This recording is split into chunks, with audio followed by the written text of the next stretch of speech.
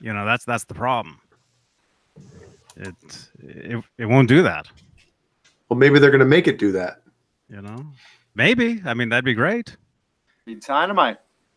You know, but your webcam sounds like it should be reserved for, like, you know, something else. It would be awesome. Terrific. What? Terrific. Hey. Okay, terrific. Everybody, this is Johnny Beane. It's 5:15 p.m. What month is this? June. Who ate the edibles? No. Not me. Not me. June 18th, 2019. David Nesdahl is right there. Hello. Snake says hello. Hi. Snake Dickskin? Hey, I miss Snake Dickskin, man. You guys, we need more. He's got to be over there, man. That's right. That's right. Oh. I'm flat. Yeah. Oh. Snake Dickskin himself. Jay Hannon. Hi, everybody. There he is. Awesome. Awesome. Jonathan Mancuda. And Jim Nicholas just pointed out, happy O birthday. Oh. Yeah, you got that reference, yo? I did. That was the Irish hello. That's very nice. Very nice. Who originated the happy O birthday? That would be me. That's you, brother. Ew. I don't want to see that. No, you're not going to see it. I just said it. Oh, you all saw it. Mm-hmm. Yeah, absolutely. Brendan B. Squared, yes, the OK Terrific was an Opie and Anthony reference. Huh. Okay, terrific. The great Opie and Anthony. Mm-hmm. Hey, Shauna. All the gang in the chat pouring in the hot dogs. Yeah. The hot dogs of approval. Wait, I think those are those aren't hot dogs. They're what the hell are they called? Pigs in a blanket, right? No, those are hot dogs. Pigs in a blanket. You wouldn't see the top of the hot dog. To celebrate me using my hot dog on Johnny's birthday. They should be rolled up tube socks. That's what those icons should be. Is there a sock one? Yeah, there probably is. Sock it to me, baby. Pigs in a blanket. Those are like bagel dogs, right? Bagel dog. Remember bagel dogs? Yeah. Remember them. Love them. It's just like pizza bagels to me. Anything with a bagel is pretty I haven't good. had one in like 20 years, so it's been a while. But what have you been in prison? Yeah, I just got out. What's a bagel? To not have a bagel for 20 years, man. Mm-hmm. Well, no, a bagel dog. A bagel dog. I used to get them at Costco. They still have them around. You just got to look hard. Mm-hmm. Literally hard. Ho ho! Not soft. Tally ho! Oh, Jim Nicholas remembers Saturday Pen 15? Night Show, the Pen 15 Club. Pen 15 Club? That's got to be on. We got to get shirts made up, guys. The Pen 15. You guys Club. like that TV show? Huh? The Pen 15 TV show? No, they just like Pen 15. I like it's about like two 12-year-old girls, Pen 15. Wow. I don't know where to go with that. No, All right. you guys knew about that show, right? Jonathan. Just do the roll call. Just do the roll call and shut the fuck up. Should I do the roll or Johnny want to do the roll? No, you do the roll. You're good at it. Let's see. Going down the chat. Let's see. We got Sheila Nelson's family. Welcome. Ben Coombs, Brett McCord, Brendan Buttcheeks, Tony Neville, Gussie Welts, Gussie, Daniel Greco, John BL 5150. Great show Saturday. Ben Coombs, Brendan Buttcheeks is said already. Eduardo Marino Porto. I love that guy's name. Mustang 2771. James Gum, plenty of hot dogs. Amanda Coombs, Mr. BHB JR. Hello. or to our 3 locking nut, Brent McCord. Hey, 7 over 8's here. Imagine that. Whoa. Mike Heath, Papa Blue, Shauna Marie Sings, Jim Nicholas, Mark Dillon, and the Professor and Marianne, Joe Hervey, Citizen Kane. Got a very crowded chat today. Garrett Frost. And David Annis, Clayton James Sticks, 1998. Just a whole bunch of people today.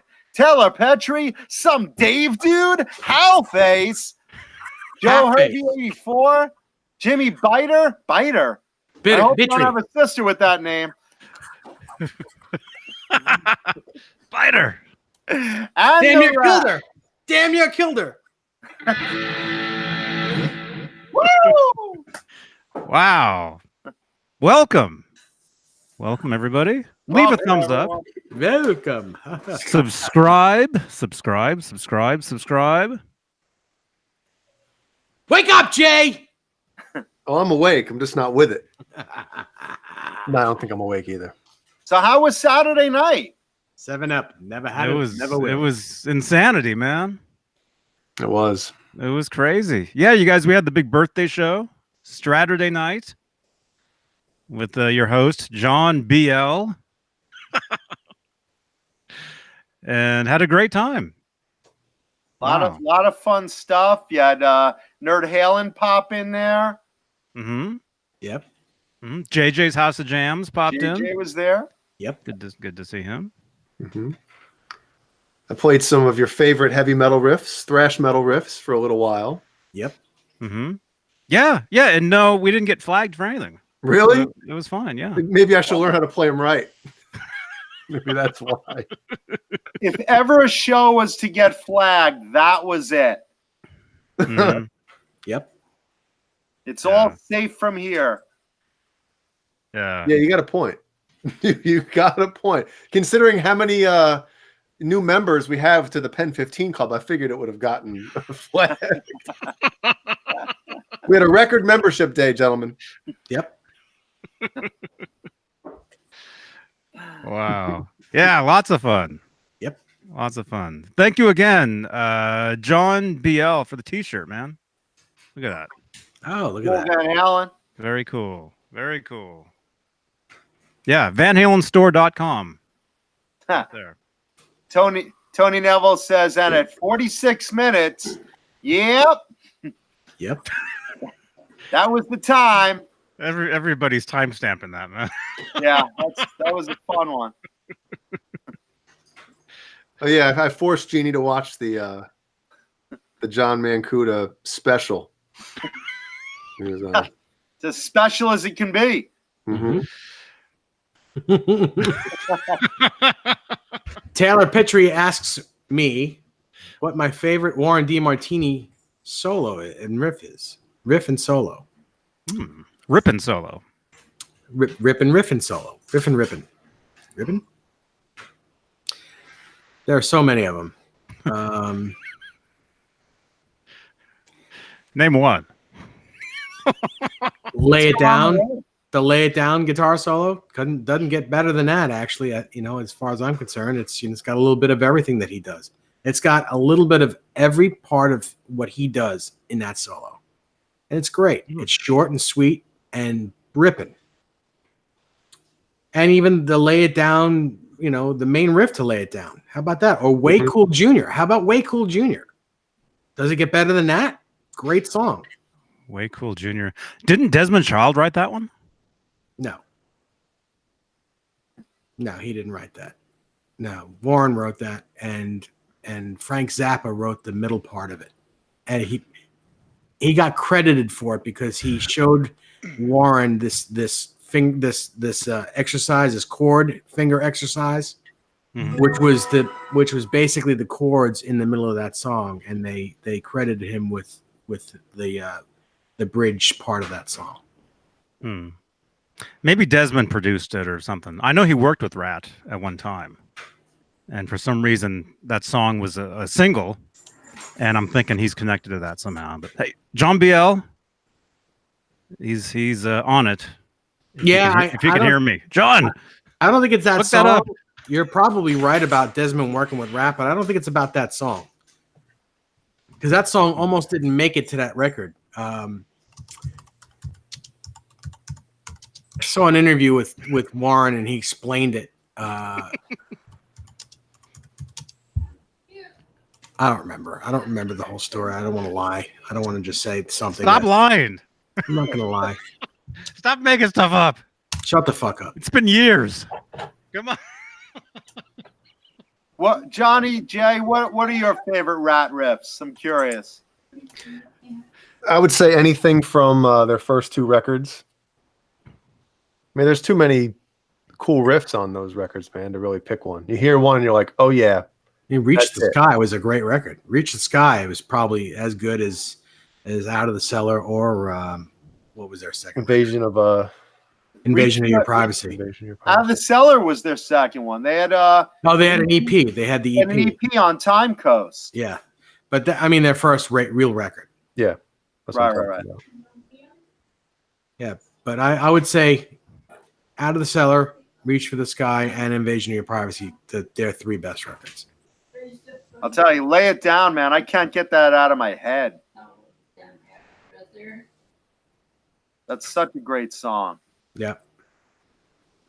And the video's cool too, with the little kid with the clowns at the party. Remember the video? Oh yeah, absolutely, sure. It was Stephen Piercy as a little kid having a crush on this little girl across the table at his birthday party. And this creepy looking clown goes, "Okay, Stevie, blow out the candles." "Wait, Stevie, you gotta make a wish first." And he's like, yeah. And he's like looking at the little girl. Yeah. We've all had days like that. Oh, absolutely. And you can't forget, Lay It Down is the first time we saw the snakeskin Charvel. Actually, it wasn't a Charvel. It was a performance guitar. No, the gray one was a Charvel. Oh, well, then his newest one is a performance. The The one he's had after that. Skin. Yeah. Because what was that gray Charvel? That's in the Hard Rock Cafe now. Yeah. And that's a Charvel. Yeah. He didn't like the tone of it. He did some process where I think he painted it first, then he glued the snake skin on, and he didn't like the way it toned. Yeah, because it sounded like this. It sounded like this. Yeah, it was muffled. Yeah. And then I think he did it on bare wood, and it sounded Which sounded is the better. way this is. Yeah, is exactly. right on top of the bare wood, and it sounds great. Exactly. Thank you, Bazik. Yeah. And John BL says Desmond produced 1990's Detonator album. Okay. Because Beau Hill, I think, did the first 2. He was, actually, he might have done the first 3, if I remember correctly.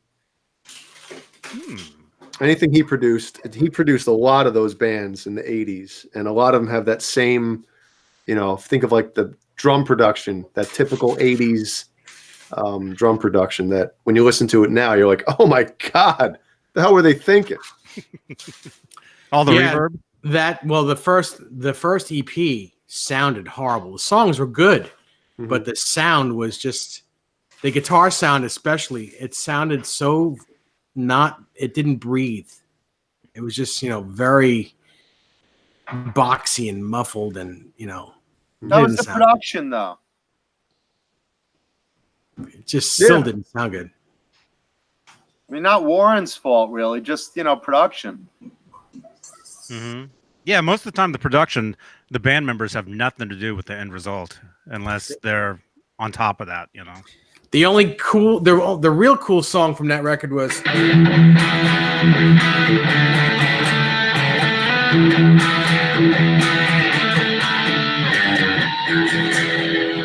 that song. Forget the name of it though. I don't know what that was. Thank God you don't, because probably no one does, and you won't get flagged for it. This is the flagged sound. I have a feeling we're going to hear that a lot. Oh, the name of the song was "You Think You're Tough." That's it. You think you're tough. Yeah, Tony Neville is correct. Tony, Hey, man. Tony. Yeah, Tony's awesome. Now Bobby Blotzer has his own version of Rat. Yeah. Good luck, Bobby. Mhm. I think Johnny's version of Rat is better than Blotzer's. Well, to tell you the truth, I think Warren DeMartini has the right idea. Just get out of it. Yeah. Oh yeah. I'll tell you something. I don't know if you guys saw this. Warren DeMartini played a gig recently with a bunch of other, guns for hire. You had Sebastian Bach and Dee Snider and Lou Graham of Foreigner and a couple of other guys. They played like some show, just, kind of a jam. And they did a version of Wanted Man with Dee Snider on vocals and Warren on guitar. And holy fuck, it sounded terrific. Not right now, but go look that up on YouTube later, and you'll be like, wow, that's who should play with Warren right now, Dee Snider. It sounded really good. Mhm. Mm-hmm. We should have that in the Discord Ding! at the end of the show. So make sure to jump in there. What was it? I was going to say something. Foreigner, Lou Graham. How recent was that? Really Because recent. Didn't Really he do? recent. He just retired, didn't he? He was playing this show. Like a year ago, he played what he said was going to be his last show or his last performance. Maybe that with was- Foreigner. That was like a year ago, or that was no, just in general. He wasn't going to play on stage ever again.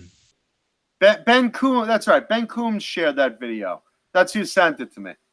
Ben, when was that show? That was really recently.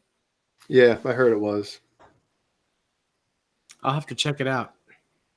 Because You'd that's be something I'd be surprised. interested in. You expect Dee Snider maybe to be grandstanding and stuff. No, man, he was playing it straight, and he's got that great raspy voice, that when he wants to like just sing straight on, he's really good. Mm-hmm. Yeah, he's great. Jim Nicholas asked if I've seen the Twisted Sister documentary. I have not, but he says it's terrific. I'm going to look that up because I love Twisted Sister. I mean, I'm a New York boy, so, that was one of our mine and Dave's local bands. Absolutely. But do you remember Dee's other band called Widowmaker? Mm-hmm. Yeah, sure. With Al Petrelli playing guitar? How good is Al Petrelli? He is just incredible. He was in Fucking Megadeth amazing. for a while. He's the Steve Vai without the name. Without the notoriety. He's Steve Vai without notoriety.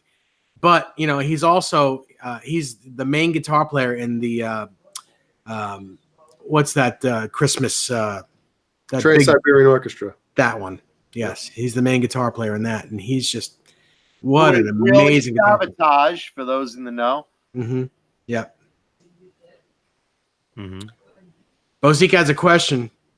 I first discovered this show back in 2015 and became a member of the chat in 2016. But Johnny Beane and Dave Nesdall, when did you start doing this show on a regular weekly basis? That's a good question. You mean I don't know, when did bi-weekly? the viewership plummet? 4 years ago? No, I don't think it was that long ago. No? We started doing these about 4 or 5 years ago, but it was like every now and then. Like we would make a big deal about them, and nobody would show up. Yeah, we'd have the 2 or 3 people. We'd make commercials and stuff, and say, "Hey, join us this Saturday. It's gonna be awesome." And nobody would be there. It would just be us for 6 hours. Just, can you hear me? No, can you hear me? That was the entire show. That was 6 hours. Yeah. Yeah. People in the chat. Yeah. I think maybe 3 or 4 years ago is when we started doing, when there was a schedule. It used to be Mondays, Wednesdays, and Fridays at this time. Yeah. And that's 3 days, too much. I think 3 that's days just- a week. I think that's just too much. That's why we decided to do it 2 days a week. It's too much work. Mm-hmm. Well, I couldn't do Mondays anymore. Right. I remember that. And that was over a year ago. Mm-hmm. So for the last year, we've been doing Tuesdays and Fridays and Saturdays, I think. It's been a while. It was Tuesday, Friday night. Oh, yeah. Steve late Anderson Friday. takeover, Power Hours. That's right.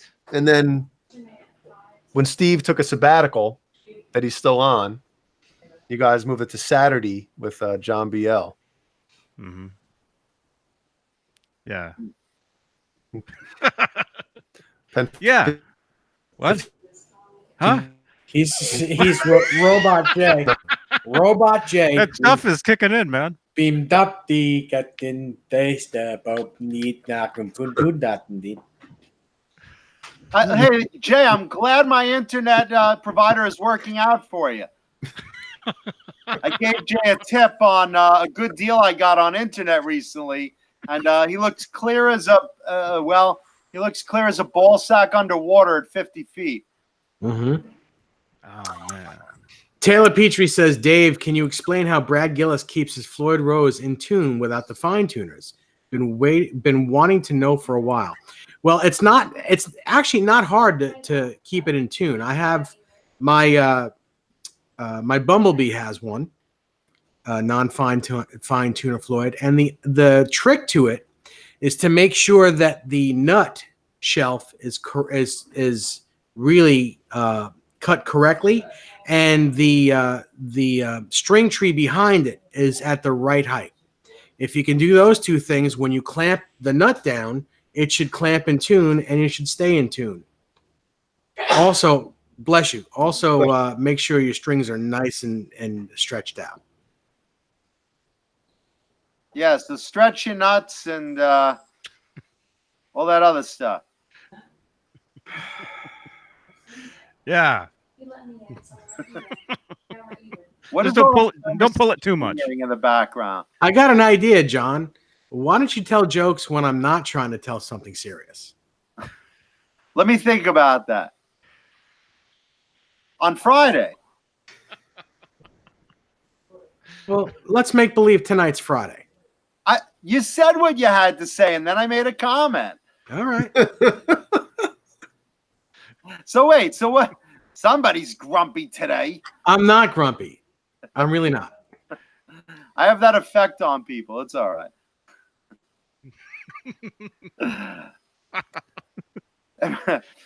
Todd AK Soda Pop, how are you, brother?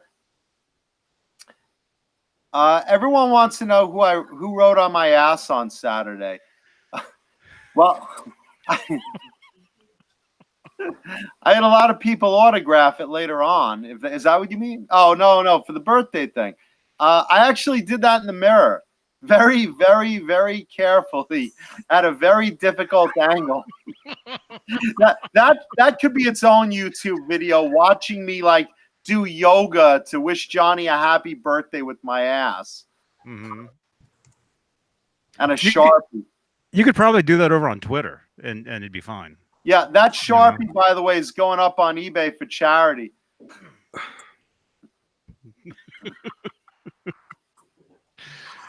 Man. Yeah, that was quite a surprise, man. I'll bet. I'm sure it wasn't like, it's like that rat video where, okay, Johnny, wait, you have to make a wish, then blow out your candles. And he's like, man, coot his ass. Yeah. Let me ask you this. Was it the Sharpie that you had put in the front part of your underwear? No, the Sharpie was actually up my ass. It was one of those big fat marks a lot that was in the front. You mean like one of these? Thicker. Here, wait. Oh my gosh. Here it is. No. Oh. Ben Coombs says, I'll never forget John's ass. Isn't that terrible? Like, you're going to be having sex with your girl, and all of a sudden, like, my ass is going to come into your mind. That's all he thinks about now. Yeah. Oh, it's a shame.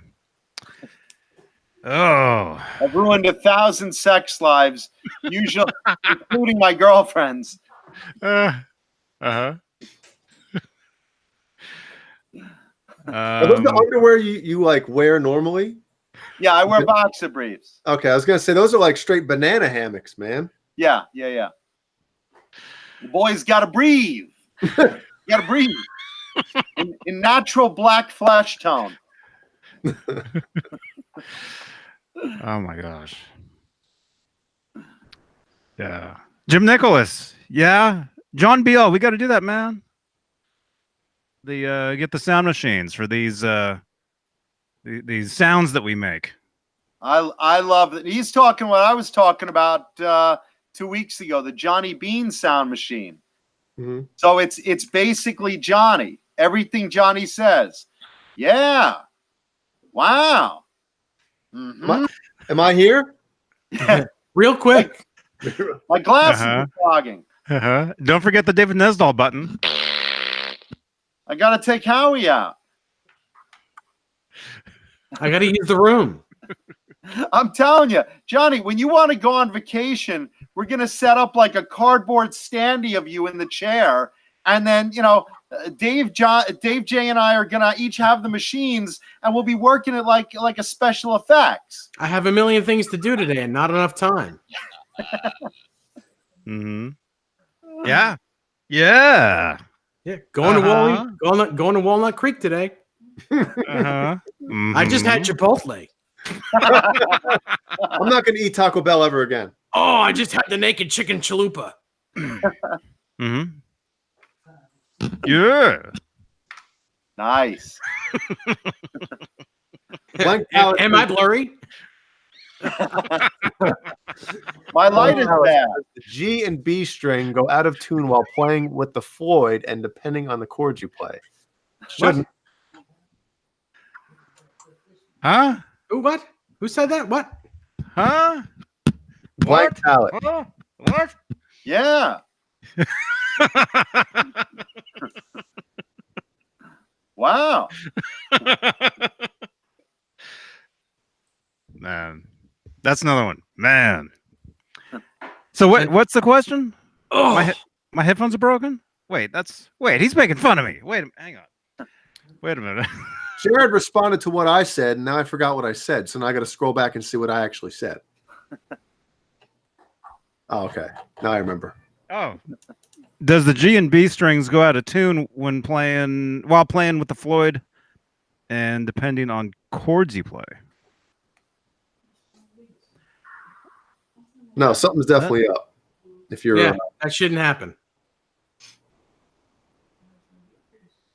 The only thing I can think of is maybe your action's a little high. You're pressing too hard, or the intonation's out. Correct. Because if your intonation isn't correct, the further you go up with the neck, the more out of tune you go. And open chords, the open strings can be out of tune. You think a chord is in tune with like the E, but then you play the G and it's out. Mm-hmm. And blank palette, are you talking about your black Kramer with that beautiful maple neck? Are you drooling? I remember when I went to college with him, he had that guitar and wanted it back then. I think he still has it. At least as of, a month or two ago, he had it. Mm-hmm.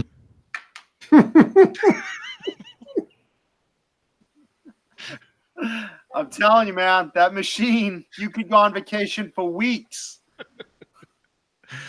I kind of wish he would. Mm-hmm. Mm-hmm. Hey, Caleb. yeah. Yeah. Okay. It's not even nerd hailing anymore. It's Nap time hailing. Oh my God. Certain people have like interesting call outs on the roll call. That's one of them. Nerd hailing, definitely. Jim Nicholas says, any tips on keeping a G string in tune on a Les Paul? Nope. There's nothing you can do about it. It is what it is. Tune it a little bit flat and it'll sound better. Yeah, if you want to keep a G string in tune, put some singles in it and it'll always be proper. It'll do just what you want it to do. Mm-hmm. So what does that do? I've never actually been to any of those places. Does that keep them dancing? Oh my God, John. Or does that keep? Stop it. I really don't know. You've never been to a strip club, seriously? No. I'll take you for your birthday. Oh wait, that it just passed. You kind of did. You went to Chippendales. Mhm. I mean, TWF 7847 says, "Hey Dave, is there anything I could do on my PV Wolfgang special to move the high E string closer to the B string as it slips off during pull-offs, dives, drives me nuts?"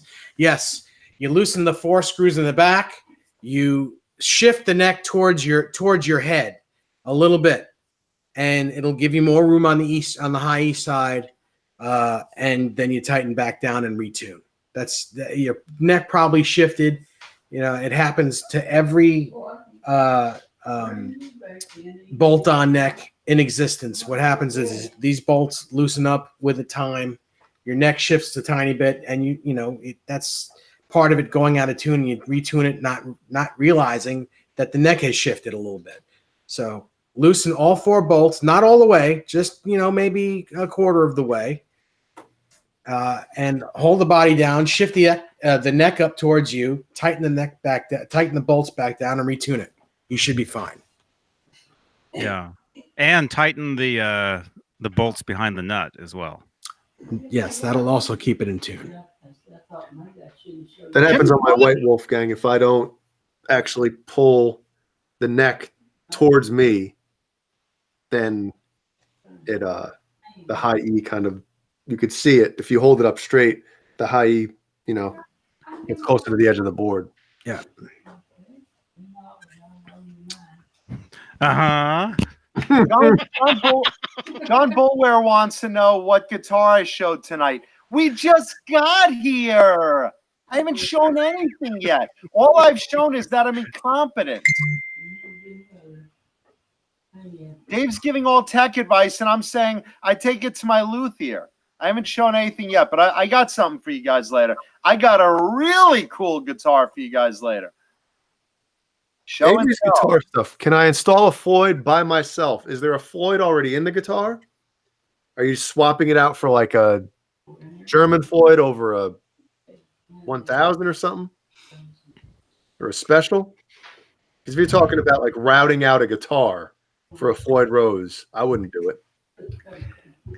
Yeah, you really got to know what you're doing there. And Tony, yes. Yes and yes. I gotta write them back. Brett McCord says he got a guitar from his strip club. The owner of the club put it on a jet and brought it to me. You got a guitar at a strip club? Jeez, man. Wow. Usually people just get hard. Usually people just lose money. Yep. Hey, Jimmy Carr. Jimmy Carr. Oh wait, Jimmy Carr. Yeah, right. Hey, whatever happened to who's the guy that used to come on with you for a while with the PRS guitars? Huh? Oh, Isn't that Mr. BHB? No, it's not. Oh no, that wait a was second. what's his name? What was his name? RMG 471. Yes. Oh, yes, yeah, RMG. That's it. RMG 471. That's right. Is he here? No, I haven't seen him in a while. I don't have him on my main Facebook. I have him on my other Facebook. Uh-huh. And so I rarely go over there, but when I am over there, I see him over there. Okay. Remember that time we celebrated his birthday on here? We did. Oh, that was something. And he got super wasted. Yeah, he was not himself. That's when, usually when somebody regrets the night they had before, oh my God, I shouldn't have done that. Didn't he give you that phone call, the guilt phone call the next day? Next day, he's like, Johnny, can you please take that video down, please? And so I did. Yeah. I give Johnny that phone call every Wednesday. Yo, man, I fucked up the show. Take it down, man. Take it down. No, it's the opposite. Johnny, Yeah, please that's keep what- that yeah, video up. No, that's what we tell you. Take it down a notch. Good luck with that. Yeah. So Brett McCord explains this. He said this strip club he went to had guitars hanging all over the walls. Guitar rock and roll themed strip club. Where was this? Why don't I ever find places like that? Hmm. I don't know. Hey, wait, that was my line. I don't know. Yeah, where was that? Or is it like one of those long lost secret places or something? Jared Frost says the women at strip clubs give me so much attention. They make me feel important. Let me tell you something about strippers. They want your money. They don't want to date you. They'll never call you. They want the money. That's it. All right. I agree. AV's guitar stuff says, I have no drill press. I want to install a Floyd Rose, but mounted to the body, no routing, flush mounted like a Van Halen guitar. Well, let me tell you something. You have to measure several times and cut once and drill once, or else I guarantee you're not going to get it to sit flush on the body with the action you want. The neck and the body have to be married together perfectly for that to happen. It needs the neck pocket needs to be the right size for the neck for that to happen. There's a lot of things you have to do. Otherwise, I guarantee you, 98% of the time, your guitar, the bridge is going to be floating. Well, he said there's no route in it. I don't care what you say. It still doesn't mean that the bridge is going to sit flush on the body for the action you want. If he's got no route in the guitar, I mean, yeah, these sit flush on the body, but they're still routed. That one is, but not every guitar is like that. If he wants a Floyd Rose in his guitar, oh, he means routed in the back. I don't think he. I think you're misunderstanding him. It's got to be. I think he's thinking you're thinking routed on top, like floating, but routed like your universe. Mm-hmm. The route underneath the Floyd.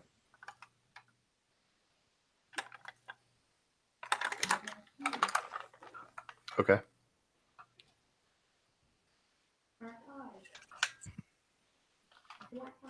Yeah, measure twice, cut once. That's what my parents told the Moyle.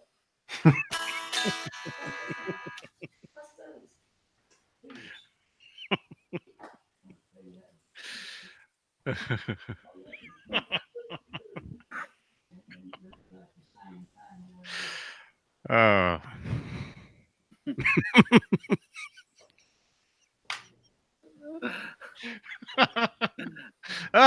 Oh, wait a minute.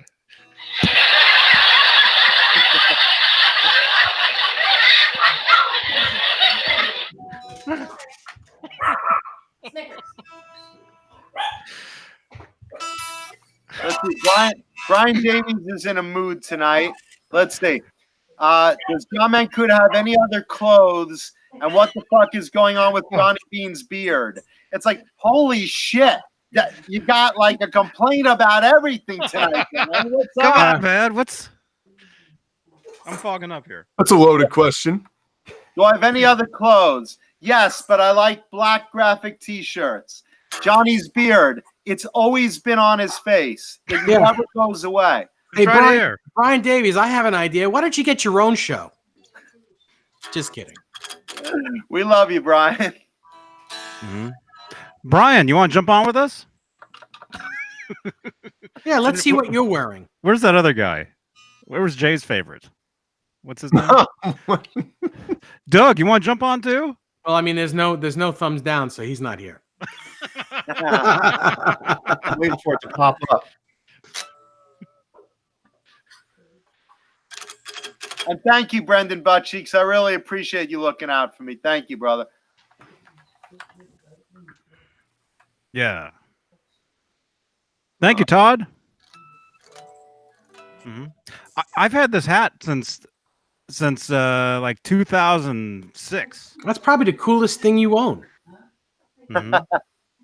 It's a cool Yeah. hat. I'm not going to deny. You got, there's the thumbs down. He must be here. oh, he's here. You guys are looking at 2006 era Johnny Beane. Before I started wearing that other style hat that I wear, I started wearing those when I joined the Mayfire. Before that, I was basically wearing like this hat. Well, that's the same hat Mad Dog Murdoch wore on the A-Team. Yeah, that's right. Hey, by the way, the Chad is here. Chad, do you mind if I show everyone the flame guitar that you're about to get? I wanted to wait to ask you first.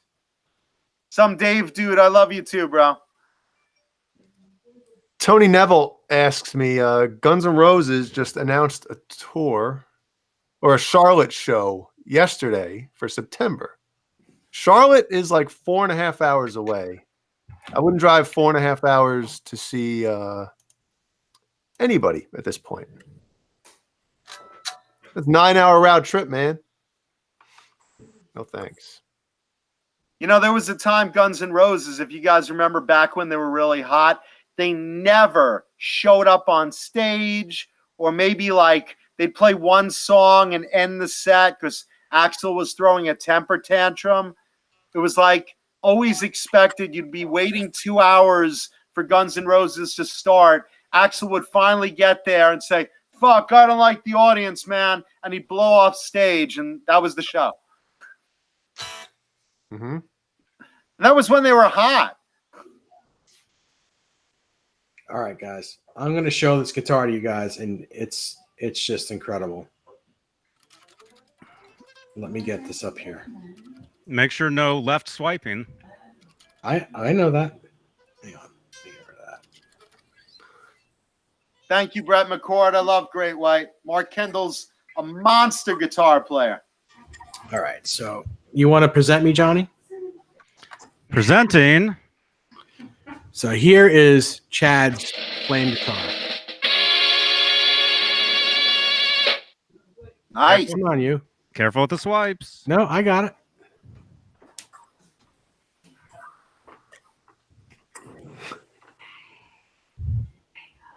Is that performance, Dave? No, it's my friend Nick, but it has a performance sticker on it. Or, I mean, performance decal. Wow. Yep. The body is a K&E and the neck is a Musicraft. That's it. But there's the guitar, and it's amazing. Come on, you. There you go. That's got that little edge on the bottom to hold on that neck. Yep. Beautiful guitar. Chad, good luck with that guitar. Do you want to pinch and zoom? What? Pinch and zoom? What does pinch and zoom mean? You don't know that move? No. What do you mean on the... Is that like a Blumpkin? It's a reverse Blumpkin. Whatever that is. No, scroll in so we can see the guitar. See the like zoom in. Okay, I could do that. It's a dirty Carl. Sounds like we're on an airplane. Oh, because of my car? Yeah. There you go. Going crazy. Yeah, it's a beautiful guitar. I got a chance to hold it today, and it's just crazy good. Crazy good guitar. Yeah. Yeah. Welcome. I'd be afraid that bottom horn would crack off in a second. Nope, it's really it's thicker than you think, and that's and that's solid maple. That's what he said. That body is solid maple. It ain't breaking. I'm good. Good to see you all. How are you? How is everybody? Hi, Caleb. Awesome. How are you, Jonathan? How are you, brother? I'm good. Just recovering. Oh, from the show? Yeah, well, I don't know if anyone's ever been to the House of Blues in Anaheim, but it's basically in a mall across the street from Disneyland, right? Mm-hmm. So the parking is you park on this floor, you walk, you roll your gear to this door, up this elevator, then across. I mean, it's literally all over the building, And so I had to do all that. You know, I don't have a tech yet. That's what your singer's for. That Yeah. venue is terrific. They got like 5 stages there. Yeah, it's a nice venue for sure. We didn't play the main room, obviously, but we played this little side room called Parish, and it was fun. You know, the act that we opened for was hilarious. They are called Elvis Simmons and the Memphis. Oh my God, I forgot. But anyway, it's Gene Simmons. It's what happens if they genetically splice Gene Simmons and Elvis Presley. So you've got this huge giant guy, you know, who looks like both of them, and it's frightening. But then he's got a horn section, and he's got 3 chick singers, and there's just constant jokes. It's hilarious. It was really well done. So it was kind of like a perfect bill, you know. Yeah. So You know, you never know, because in the early 70s, Gene basically fucked anything that walked. So that could actually be one of his many unclaimed children. Yeah. wouldn't it be hilarious if just everybody walking around had like Gene's like drooping face, like just everybody you saw everywhere, like they're all Gene Simmons' kids. Yeah. Oh, they were born. Blind date, the girl shows up kind of saggy and looking like, you know, I never knew who my father was. I never knew who my father was. I think I heard my dad was Gene Simmons from Kiss. Yeah, I love to kiss on the first date. Listen, sucker.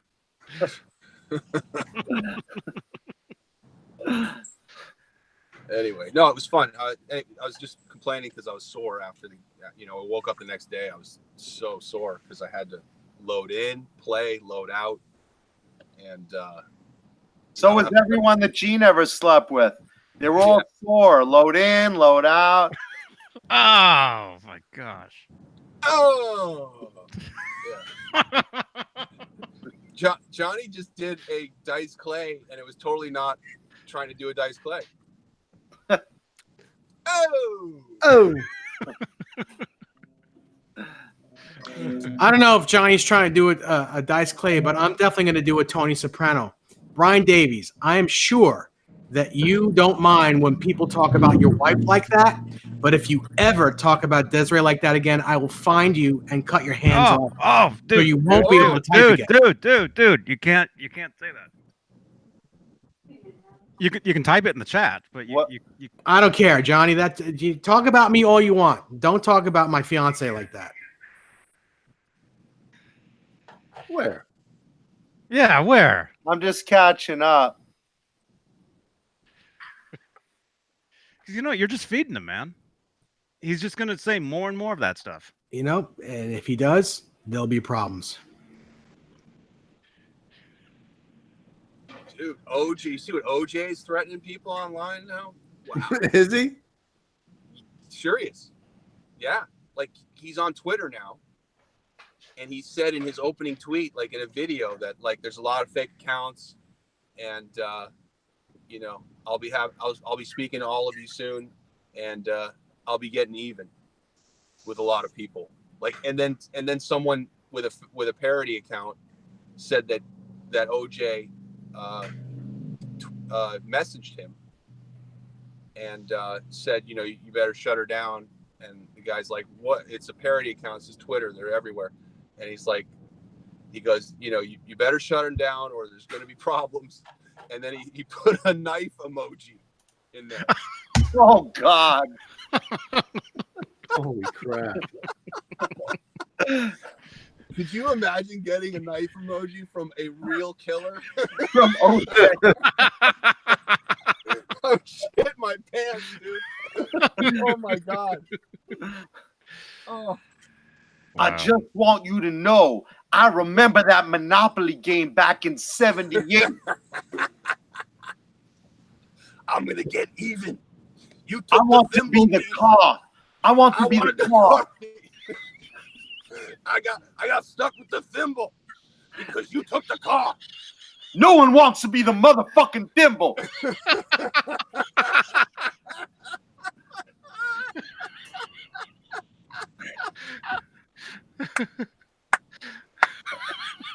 Oh my God. OJ's like got a long list of people to like get revenge on from way back. Oh yeah. What movie was that where Buscemi, like, someone calls Buscemi and says, "Hey man, I'm sorry about being mean to you in high school." And That's right. As he's crossing people off, he's putting lipstick on. No man, hey, no, it's no problem. That's all good, like that. And then he hangs up the phone. Was it Joe Dirt or something? Billy Madison. And he takes the Billy Madison crosses out Joe Dirt's name. Billy Madison. Oh, it's Billy Madison. Sorry. 10 times he had to say that. Jay's like, Billy Madison. I was talking. Anyway. You still are. Funny. Yeah, OJ is probably like the least person you want in your neighborhood, you know? Yeah, him or me. Cosby. Dude, that Goldman kid was just thinking, wait, you're really killing me? Like, OJ, you're really gonna kill me? Like, you're killing me, dude. You're killing me. OJ Simpson is killing me. But I loved you in that movie. Don't do it. But you're awesome. Why would you ruin your whole life to kill me? What's going on? His life is ruined already. I rented a Hertz car because of you. His life wasn't ruined already. OJ's? When he did the killings? His life, he spent all that time in jail. That's got to be ruined. No, that was after. Yeah, right. When I'm talking about while he's stabbing. Oh no, yeah. Oh, that's different. Yeah. He was on top of the world. He was OJ. He was on top of his wife, is what it was. He was on top of. Well, I don't know. I wouldn't call being the funny man on Naked Gun. I mean the guy that people makes fun of on Naked Gun being on top of the world. Well, he did that. I'll take it. I'll take it. Yeah, but you're that kind of guy. He was a top commentator on NFL football. He was on the NBA. Wasn't he still on Monday Night Football? I mean, he was huge. Anyway, I lived like a block from the scene. I remember I told you I took you guys there that night. That's right. On that tour. Yeah. You took us to In-N-Out and then you took us to OJ's. I remember that. It was actually Nicole's house, yeah.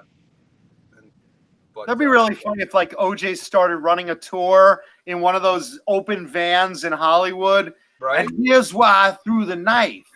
And here's where I lost my glove. That's still like totally possible. With like statute of limitations and stuff.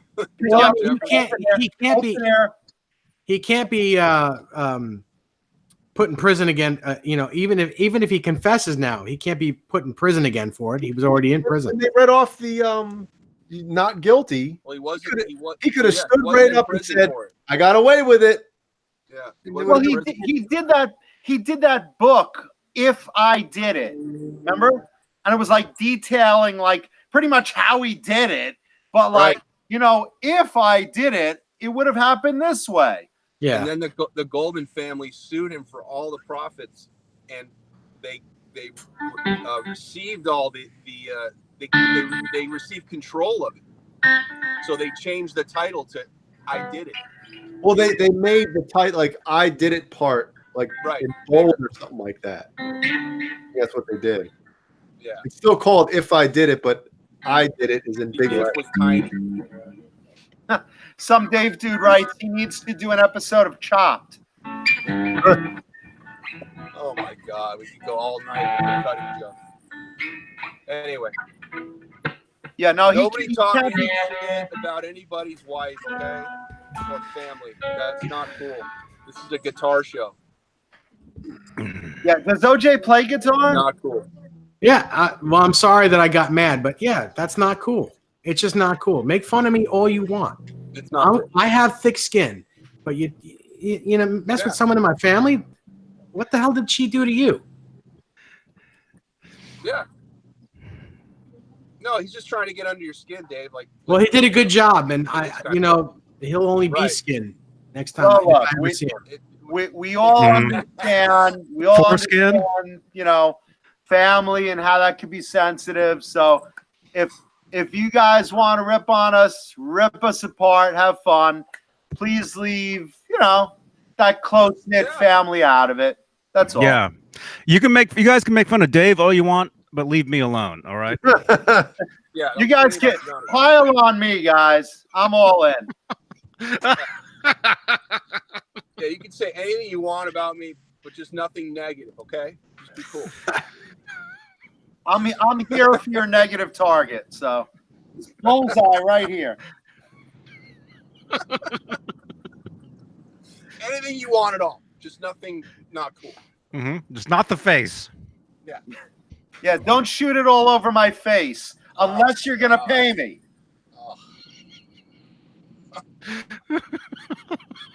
There you go. Thank you, Brendan Buttcheeks. Thank you. I love that Anyway, segue. Sean that says segue. I'm the whipping boy. That also you have to pay for. So, how about a show and tell guitar? Thank God. Yeah. It's 9/11. Let's see the guitar. All right, man. Uh-oh. I'm afraid every time you stand up now, though, man. I'm wearing pants today. The show can't go anywhere but downhill further. I'm here to fuck your show up. Okay, so a little background history. So today's show and tell guitar is a celebrity guitar. It was owned by two rock stars. The first one was in a band called XYZ. If you guys are familiar with XYZ, the guitarist was Mark Diglio. They had a self-titled album that was just tremendous. And really, really one of those bands that came out in the 80s that really should have been bigger. In my opinion, really should have been bigger. XYZ was terrific. The frontman went on to join Great White later. You know, Mark Diglio, monster player, very underrated. And if you watch the video for Inside Out, if you watch the video for Face Down in the Gutter from their second album, Hungry, you will see a red Charvel Stratocaster. It's a trans red maple single hum Stratocaster. And that guitar eventually got sold to a guitarist you might have heard of named Mick Mars. Mick Mars, at one point during the Karabi era of Motley Crue, had a second pickup added, a second humbucker in the neck, and apparently kept the guitar in a point where the trans red finish over the maple was in the sun, and it got a lot of light exposure and faded to like a creamy orange, almost like a creamsicle color. And with a few other tweaks between collectors that it has passed through hands, I present to you what used to look like this at one point. Up This is higher. one of those Japanese magazines, Young Guitar. This was it when Mick Mars owned it, right here, right there. Yeah. So number one guitar that he was playing at that time. He recorded about half of the Motley Crue Karabi album with this guitar because it's really a great tone guitar. It's got a Floyd, two hums thanks to Mick, and it was bright red at the time. And now it is this beautiful cream orange. Oh, wow. Wow. Beautiful bird's eye maple. And now you're talking. What Look at happened the with tremor? wood on that puppy. Do you need a trem arm for that? No, I actually have it. I'm not a big whammy user. You so took I the take collar it off at too? risk of, like using it at the time. You took the collar off as well? Yeah, because this is one of those style Floyds. I like a plug-in Floyd that could take the bar on and off easy. This was a pain in my fucking ass. So I took the collar off also. And there was an extra knob added also, I believe, by Mick Tone. or someone after him. Pickups were changed right now. These are Duncan's. Oh, that looks great. It absolutely looks great on that guitar, the way it is. Looks better now than it did when Mick owned it. Yeah, like I said, if you watch the XYZ videos, you'll see it's trans red, single hum with a black humbucker. And look at this neck. This is, again, one of these San Dimas Charvel necks. Super comfy, dirty maple. I don't know if you can see like how broken in that thing is. Sure. Let's see the Yeah. headstock. But like an old pair of tennis shoes. San Dimas era was phenomenal on these. Here's the back. Yeah, I've always said that those Charvels, especially from like 84, 85, 86, were the best shredder guitars in the store by far.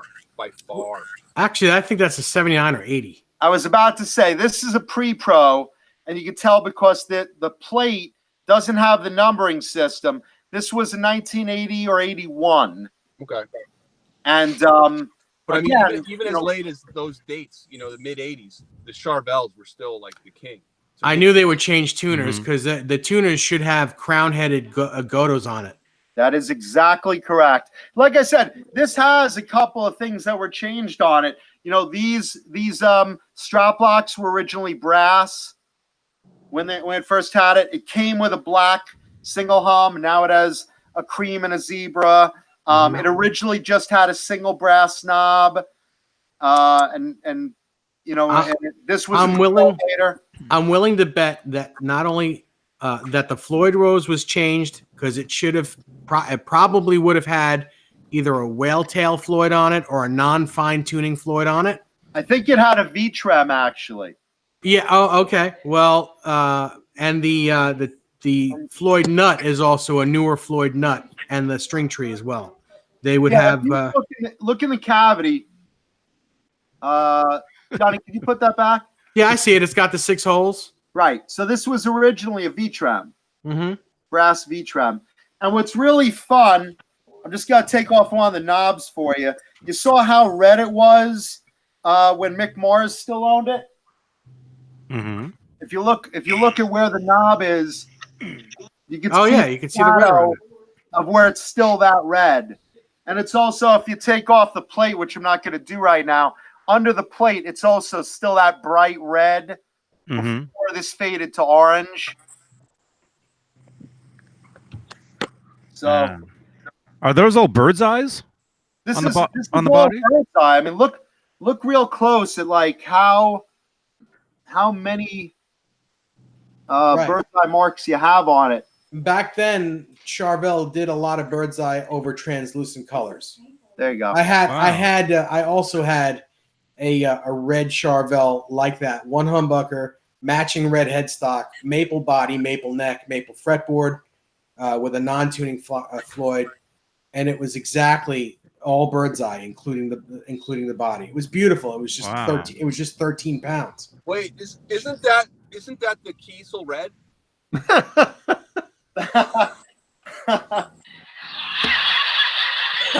No, actually, that's the color of the guitar that Jay got.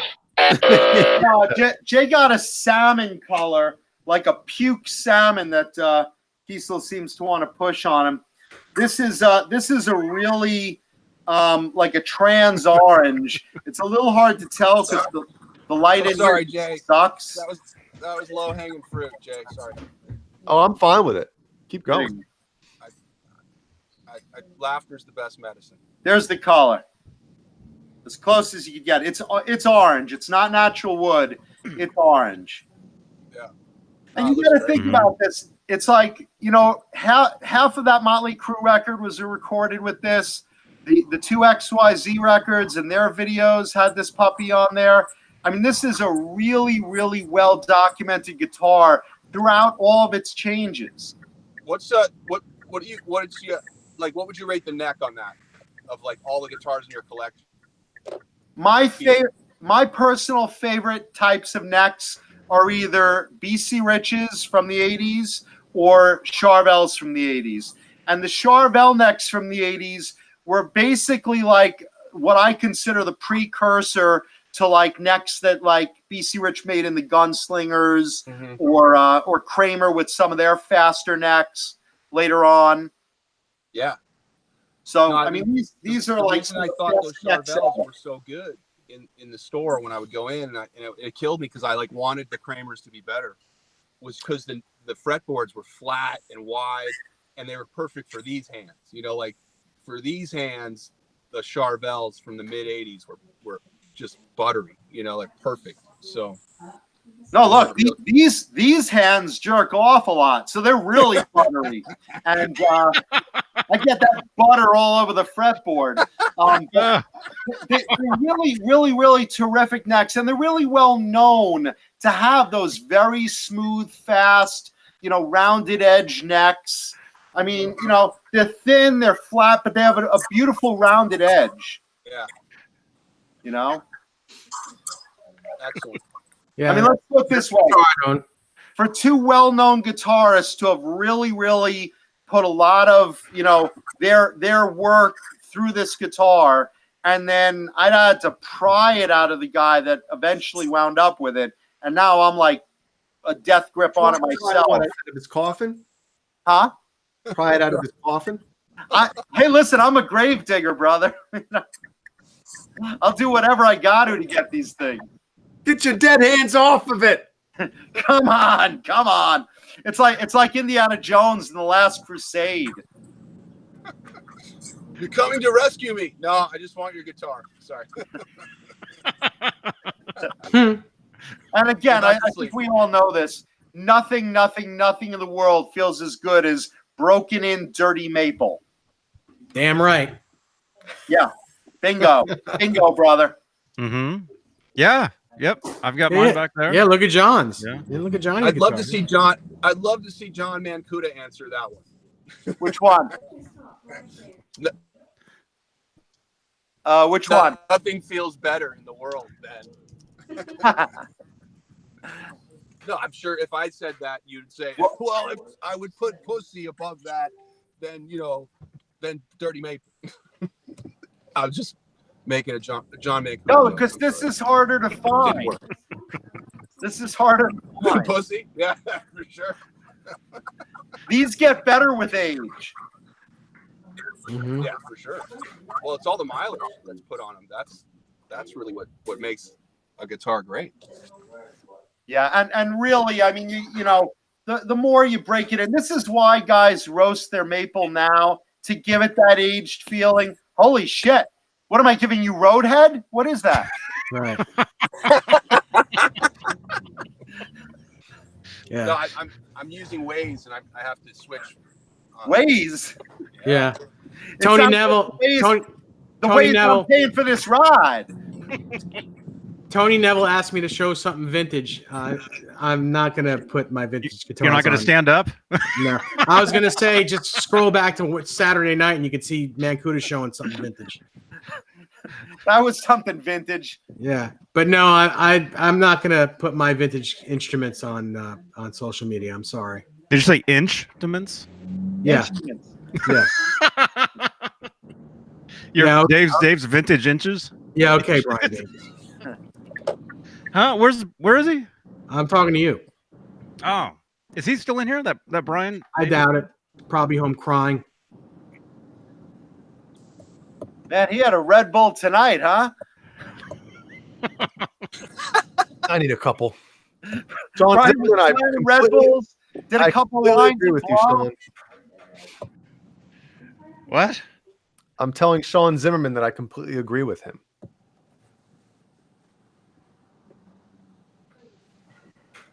Oh, yeah. Let me tell you something. Yeah, I'm going to do nothing but badmouth that company. Just horrible what they did. And apparently they do it to more than just Jay. They do it to anyone they want to.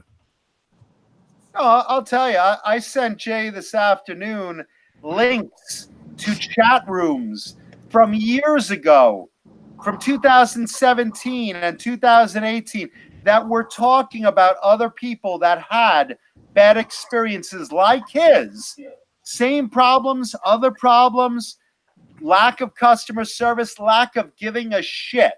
Yeah. And when you run a company like that, and you sell guitars, and we all know each other, and everybody, you know, it's a small community of guitar players and collectors. You're an idiot if you think that's going to be good long-term for your business. Oh, You know, yeah. what is it to make him another guitar, to fix the one he has, to repaint one? What is it? How much is it worth? Really? Right. Yeah. And that's for some, like, for a customer. I mean, with Jay's on social media. Jay talks to a lot of people, you know? Right. We all do. I know, but I'm saying, what if it was just some nobody, you know, who nobody knows, and they do that too, which I'm sure they do that to those people. So they don't care. Well, this is what bugs me. They make a perfect guitar for an artist that's getting them for free. A perfect guitar.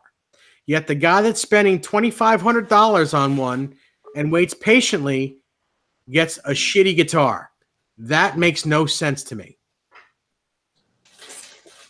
Well, it makes sense that they don't care about people that are paying money, but they think that they're going to get way more money by giving the guitars away to the superstars, you know? Yeah. So, you know, there was no more uncomfortable moment maybe in the history of Johnny Beane show than when, you know, Thomas said, "So anybody got any new guitars?" And Jay went like, on Friday night, that was just like, oh. Well, that's why so bad. that's why I kept showing off Ibanez guitars. Just kept on showing off, you know, not that I have any Kiesel guitars anyway, but Who? yeah, I just kept Let me on tell you showing off Ibanez guitars. I would love if I'll put this out there right now. If you are an endorsee for that company and you just got that endorsement and you're listening to this now and you're contemplating, would any other company treat me better than they would right now? Because I'm hearing all this now. PM me. I will put you in touch with the president of ESP. The president of ESP, I know very well. And let me tell you something. They treat their artists like gold. So if you're an endorsee right now for that company that has screwed over a lot of people, PM me. If you are thinking about jumping ship, and I will walk you into ESP or Charvel Jackson, because I know those guys real well too. And I guarantee they will smother you with guitar affection. So I'm putting that out there right now. Right. See, I'm a Kiesel endorsee. Yeah, I'm talking the guys like Thomas that they have on posters. Well, the thing with Thomas, I mean, I'm not gonna you know what? Nothing against Thomas. He loves headless guitars. He even said it on the show. The thing that he loves about him are the headless guitars. That's what he's into, and you know that. I don't think, and they treat him amazingly. So, you know, that's probably not going to happen. But I know what you're saying, John, and I agree with you. Yeah, I'm just putting that out there. If you feel that as an artist, an endorsee of that brand, you're not happy, or you don't like hearing that so many other people are being treated like this, I'm happy to introduce you to other people that would love to consider endorsing you with better product and better service and better treatment as an artist. So I'm just putting that out there. PM me. If you're an endorsee right now for them, PM me. How many people do they have? Not that many. It doesn't feel like they have many. Thomas is probably their best guy, and he's like an incredible guitarist that I don't even know how they got. Yeah, I don't know either. But hey, thrash metal will take a Jackson endorsement, John. He's just putting it out there for you. under advisement. Yeah, I'm not putting that out there for everyone to just say, oh, yeah, I'd like to be an endorsee. No, if you're right now endorsee for that other company that seems to be screwing over a lot of people and you're considering jumping ship, I can help you. No doubt. That's all. All right. What else? Let's move subject. Yeah, please. Yeah, right, Jay. No, but I appreciate all the support. Everybody in the chat room is Dude, people would kill messaging for me you, saying Jay. that, I just want you to know that people would really go to the mat for you. You're a good dude, solid, and anytime anybody gets screwed over that I care about, that I like, I get a bad feeling for whoever did it. So I'm already picturing walking through that booth next year, like telling them to fix it with Jay Hannon, because I'm gonna do it. I'm gonna do it. It'll be really late by then, and I won't even give a crap. But You'll give a crap. Yeah, I'm gonna go into that booth next year with a double-ended dildo wrapped around my head, Yeah. and just say, this is how I was treated by them. No, just hang out all day. Yeah, just hang out. Yeah, I'm gonna have a guitar. I'm gonna walk over. I'm gonna have a guitar with a big fucking dildo for a neck. I'm gonna say, if anyone wants to try one of their guitars, step out of the booth and I'll ram this up your ass, and it'll be just like being an endorsee. But it'll be headless though, so the sensation will be different.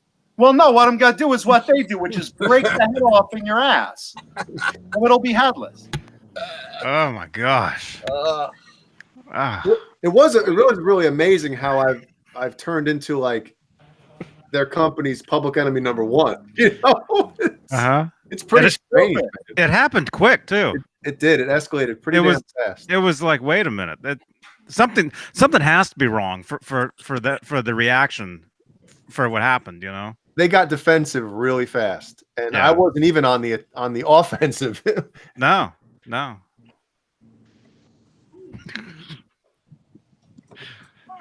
And Brendan Buttcheek says, I'm not surprised that Mancuda has a double-ended dildo. Yeah, because now it's the party. How about multiple? Yeah. Kevin Slack said, oh no, I'm sorry. Mad Dog says, Mancuda is going to add the pink Kiesel to his collection. Absolutely. As soon as they make it pink. Notice he didn't say hot pink, though, right? As soon as they make it pink, not dry, dead salmon. Yeah, it's male dog penis color. This is my red rocket guitar. Yeah, the pink missile.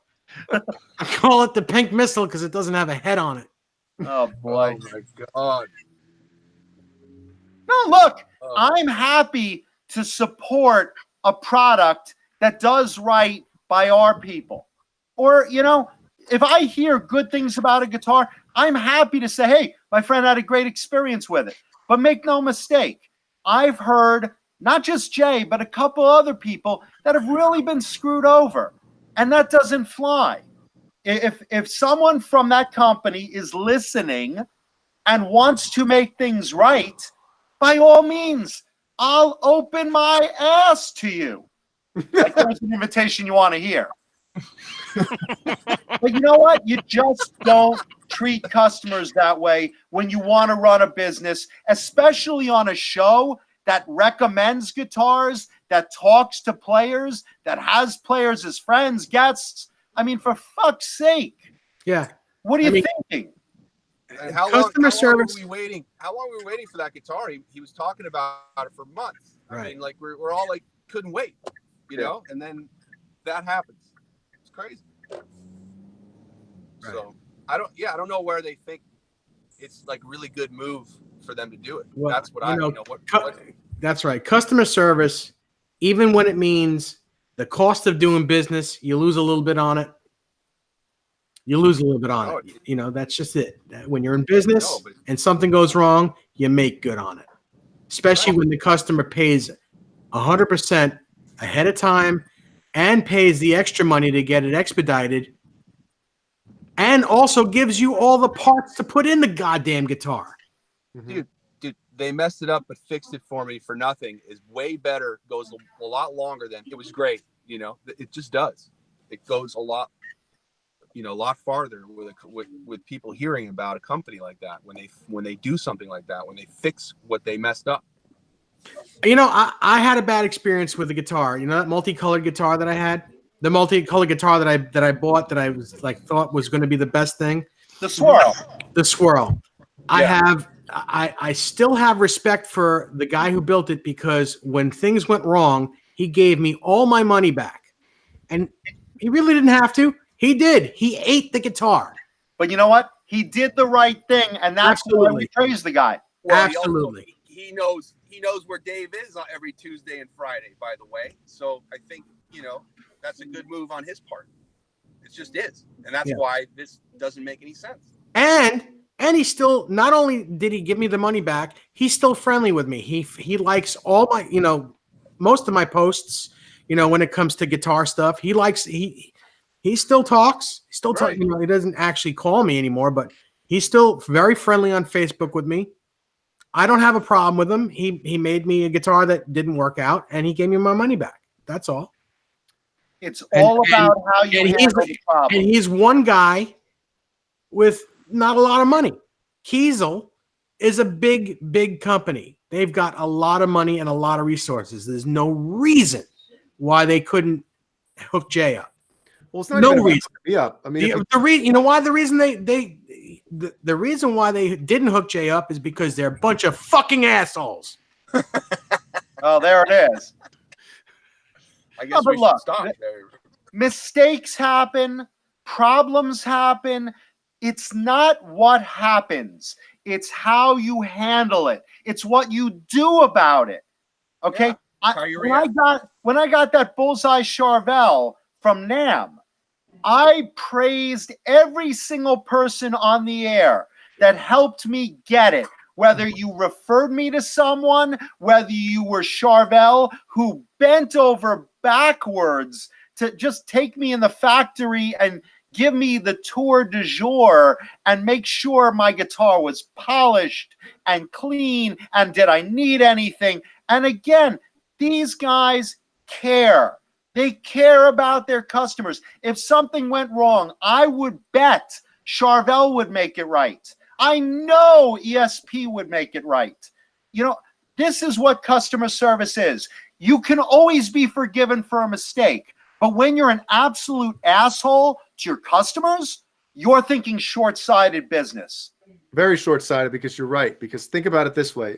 Most guitar players, if you get a guitar you love, a certain brand, you're like, holy shit, this thing's awesome.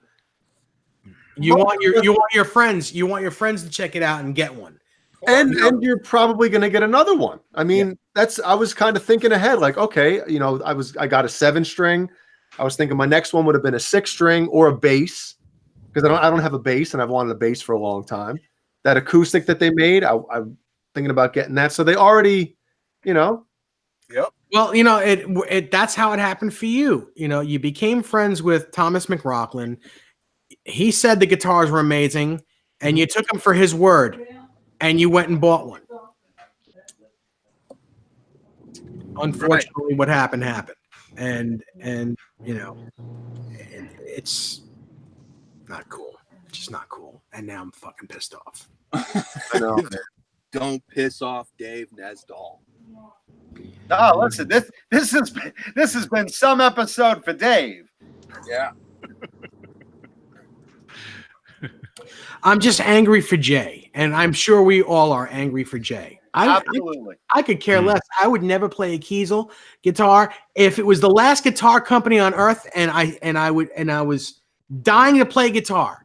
I would never play that fucking guitar. I would never play anything made by that company. Yeah, the only thing headless I'd ever get is a Steinberg. Steinberg, absolutely. That's the only headless guitar I'll ever own in the future if it comes up. That's just my personal preference. I'm just gonna give this shout out because Stan Adams brought up Sweetwater guitars, and yeah, I've done good business with them too. I've done good business with a lot of guys. Red Dragon Guitars did right by me, big time. Capital Guitars did right by me, big time. Sweetwater, a lot of guys. Music Zoo, a lot of guys out there care about business as dealers. So as a company, you should really care about people. Yeah. God. I'd love to see their marketing person, like, who's probably, keeping an eye on this little fire that's being burning, like They everything don't care. that's dead. Yeah, they don't care. If They don't care cared, because if they what I cared, they would said, have made another guitar for him. Well, you know what, Dave? There might be someone in that company that cares, but they don't have enough rank. Well, there's only one guy that makes the decisions there. That was told to Jay. Only one guy. And when he goes away, no one can make a decision. There is no one that could step in and make a decision while Jeff is gone. Jeff Kiesel is the only guy that makes decisions there, and the rest of them, they're all on little, stilts. He's the whatever. What's that called? Puppet Master. Yes, that. Master of Puppets. Yeah, Puppet Master. Yeah, well, let me tell you something. There's a lot of brands out there. There's a lot of brands that have come and gone. And right now, look, admittedly, Kiesel had a nice showing at NAMM, some good-looking guitars. They're the flavor of the month. But you know what? There's a lot of brands that have been around a lot longer that were smart. And I've seen a lot of brands come and go in between that time. Mm-hmm. And if Kiesel wants to stay in with the rest of the pack, rather than be a little flash in the pan, they really need to think a long game. Yep. Mm-hmm. Okay. Enough said. Close it down. That's right. All right. So, yeah. So, Sandy Micharvel, pre-show, owned by Mark Diglio of XYZ, Mick Mars of Motley Crue. That's is that pink? Your guitar of the day. It's almost as pink as your hat. Yeah. Now, this guy's orange. This guy's really trans orange. Mm-hmm. That's the color right there. I like that. I do too. That's a great looking guitar, man. I'd own that guitar. In fact, I'm going to own that guitar. Great. Dave will be at my funeral giving the eulogy. John was a great guy, and to leave me, all he left me in the will that I found. That's right. As I hide the dripping knife. With you and OJ.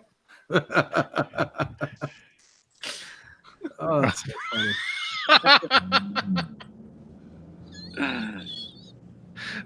There you go. Banning all the fake Nesdal accounts. AI gaming, you're right. The goal of a company should be to earn repeat customers. Oh yeah, they did a great job with you, Jay. Yep. You know, if you read in the chat, James Orcutt just posted the customer service number. There you go. Just in case. Mad Dog writes OJ Nesdal. Yeah, you just remember that, Mad Dog. So, I mean, what do you guys think? Like, I think social media is probably more effective than calling them. You know, it's not like the 80s anymore. You know, unless you're in my internet connection. They're afraid. I got choppy. Well, don't tell John that. It's not the 80s anymore. You can open my wrists. No, I'm just saying. I mean, if you do it on social media, their main, like, you know, what they're afraid of is to have other people see that negative review. Yes. Mm-hmm. So if you're going to say something, if you're going to, you know, you should go on that site or go on anything that's talking about Kiesel and just write comments about you know, the seven crust, as I'll call it, you know. Mm-hmm. So, you know what people can do is we have like when you first Jay, when you first got that guitar, the thumbnail of that video is you looking at the guitar. Like, what color is this? And you actually don't look happy looking at the guitar. No, he was pissed that whole. I didn't know anything about. I didn't know about any of that at all until afterwards. You know, he was pissed that whole show. That must have been the hardest show of his life. So. But what you guys can do, if you have an Instagram account or a Facebook account or Twitter, you can take a screen cap of Jay holding that guitar and go ahead and post it to your accounts and tag Kiesel, you know, in the post and let them know, you know, what you think. And hashtag justice for Jay. That's right. But be prepared to get blocked on social media because I've heard from, I think, 3 different people that have contacted them or that have made a contact either in a video or a post, not even being a jerk, just telling them the situation, and they get blocked. So Blocked their way out of it. All right. Yep. Well, I'm blocked by Kiesel. Bummer.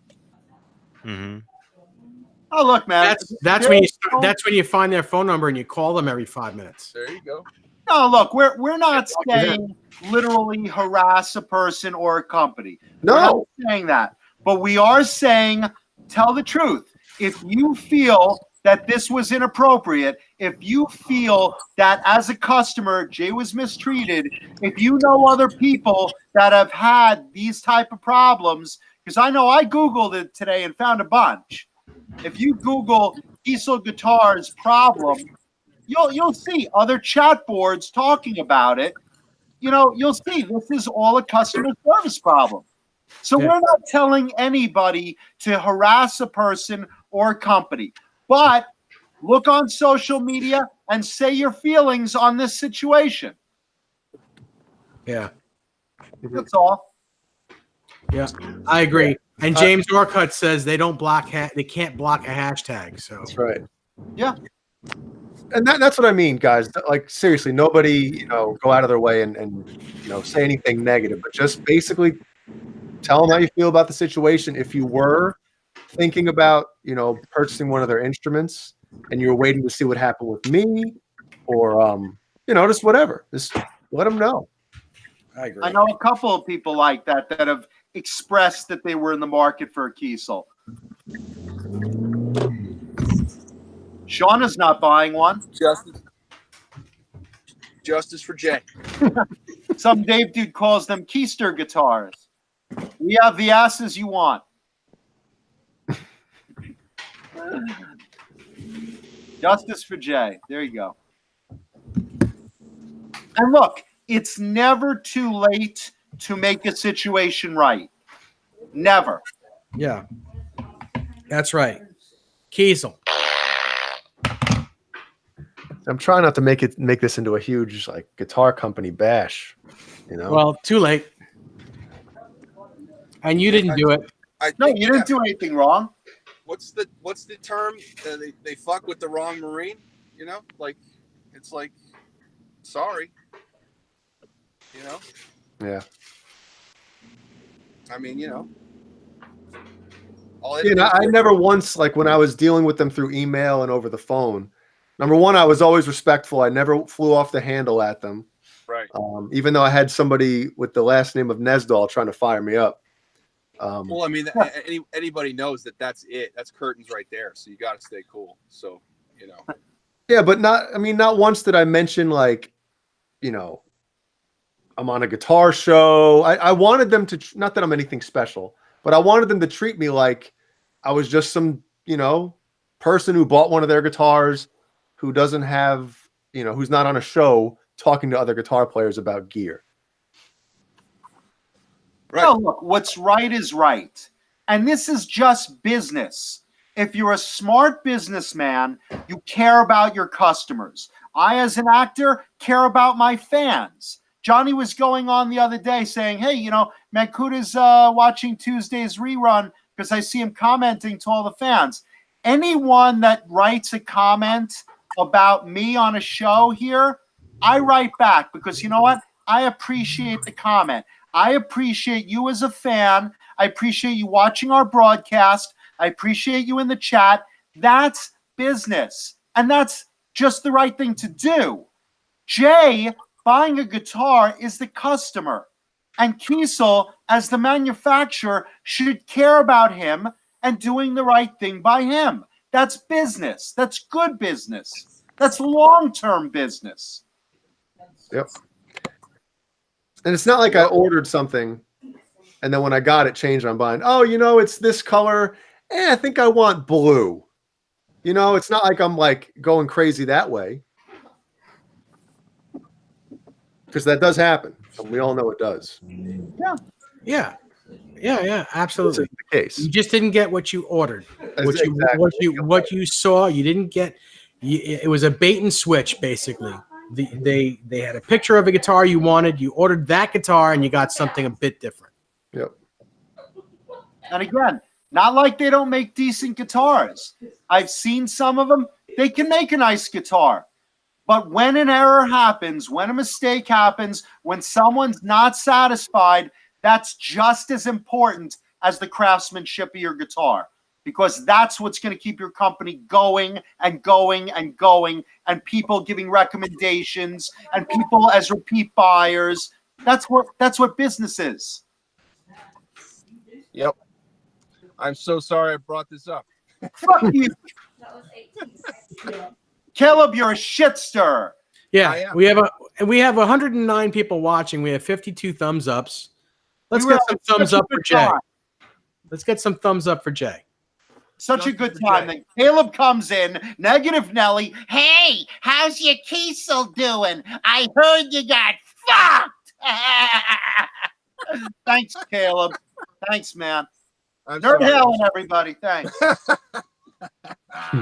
Hashtag dead salmon.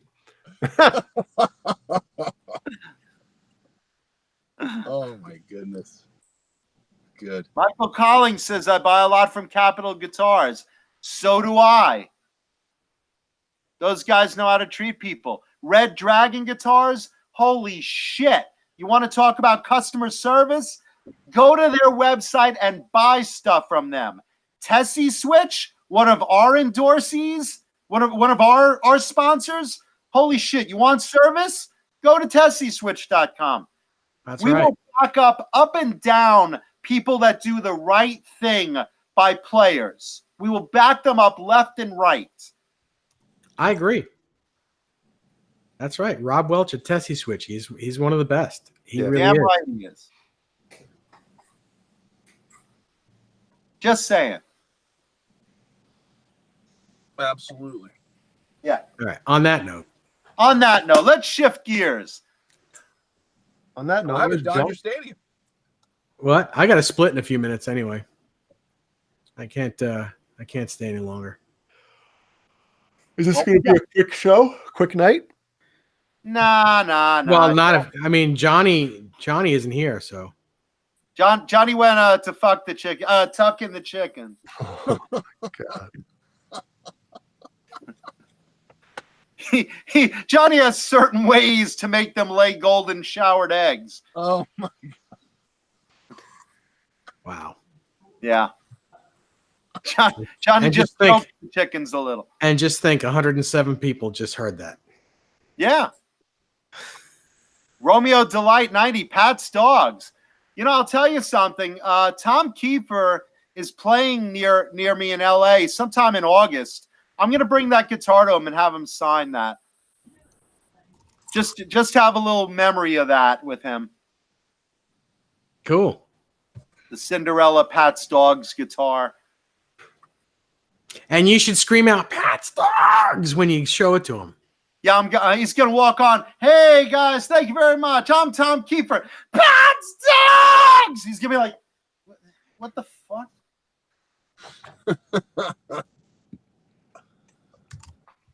Then they'll have the bouncers beat me up. He'll say, hey, that guitar was stolen from me, man. Yep. Oh my God. I want it back. Yeah. Brett McCord wants to know, how old is Johnny Beane? Because Johnny just had his birthday. Johnny Beane went to the prom with Nefertiti. So I don't know. He went out of a sarcophagus for a couple of years. I don't know. I got to figure it out on paper. He's up there, though. He's up there. It's a mystery. Everyone else is 29.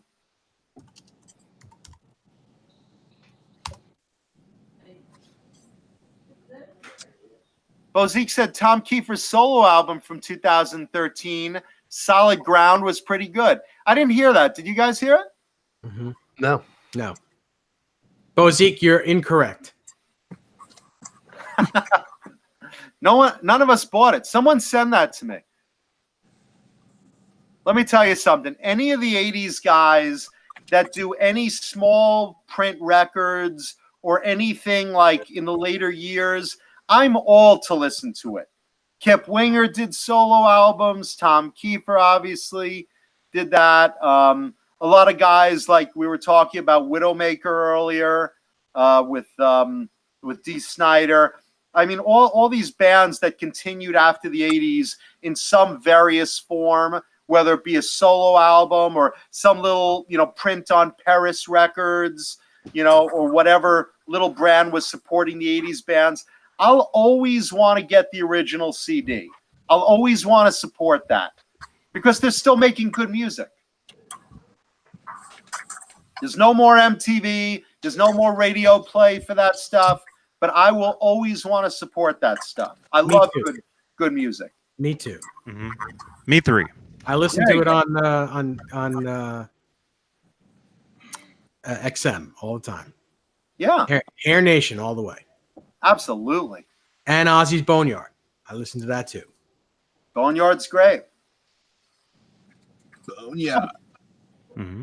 There's just a lot of little companies. Like, again, Paris was the first one that came to my mind. But there's a lot of companies that just all of a sudden said, okay, this band from the 80s hasn't had a record. Let me see if they want a quick little record deal. Let me see if Mitch Malloy wants a record deal. Let me see if Tesla wants to do something. Let me see if someone wants to do a solo record. They keep the stuff going. Yeah. All right, I gotta go, boys. Yeah. Good to see ya. Take care, Caleb.